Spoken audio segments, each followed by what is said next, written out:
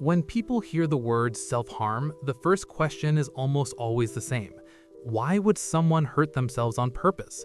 It sounds irrational, frightening, and from the outside, impossible to understand. But here's what most people miss. Self-harm isn't about wanting pain, it's about desperately needing relief. And today, we're going to talk about why it happens, and why so many intelligent, thoughtful people end up relying on it, often in complete secrecy. Let's start by dismantling the biggest myth.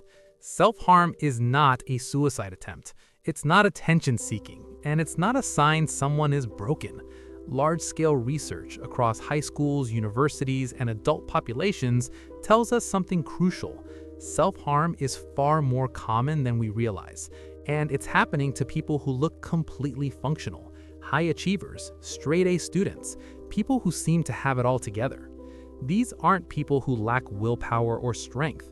They're people whose internal emotional systems are under extreme strain, and they're doing what humans do when pain becomes unbearable. They're trying to survive it. Across every study, the most common reason people give for self-harm is devastatingly simple. I needed the feelings to stop. Imagine anxiety so intense it feels like your chest is collapsing, shame so heavy you can't breathe, anger turned inward until it's physically unbearable. For others, it's the opposite. Depression creates such profound numbness that feeling anything, even pain, seems better than feeling nothing at all. In both cases, self-harm becomes a way to regulate emotion when no other tool feels available, not because it's effective long-term, but because in that moment, it works. And that's the trap. Here's where psychology meets neuroscience, and it gets fascinating.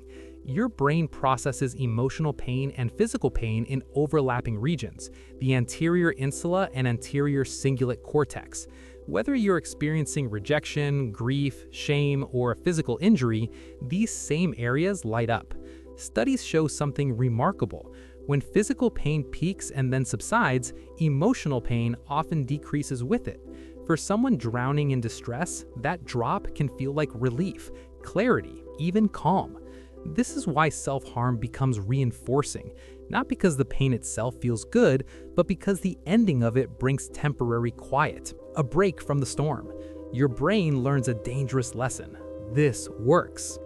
Psychologists describe this through reinforcement theory. Self-harm either reduces unbearable emotions or creates sensation when numbness feels intolerable. Over time, the pattern strengthens. Add in perfectionism, shame, or self-criticism, and the barrier to doing it again drops even lower. Some people even develop reduced pain sensitivity during emotional distress. The brain literally dims the signal. But here's the cruel irony. The relief never lasts.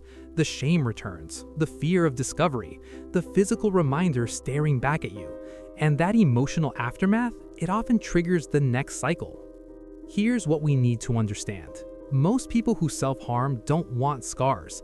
They don't enjoy the act. They feel deep embarrassment and confusion about why they keep returning to something that hurts them.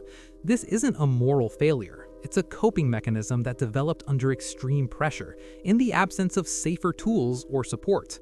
Understanding this distinction, that's where empathy begins. So when someone asks, why self-harm, the most honest answer is this: because for a moment, it makes unbearable feelings bearable. If this resonates with you, whether you've experienced it personally, supported someone through it, or you're simply trying to understand, I want to hear your perspective. What do you think society misunderstands most about self-harm? Share your thoughts in the comments below. Understanding starts with listening, with replacing judgment with genuine curiosity. And if this video gave you a new lens to see through, subscribe. We're going to keep having the conversations that matter. Thanks for being here. I'll see you next time.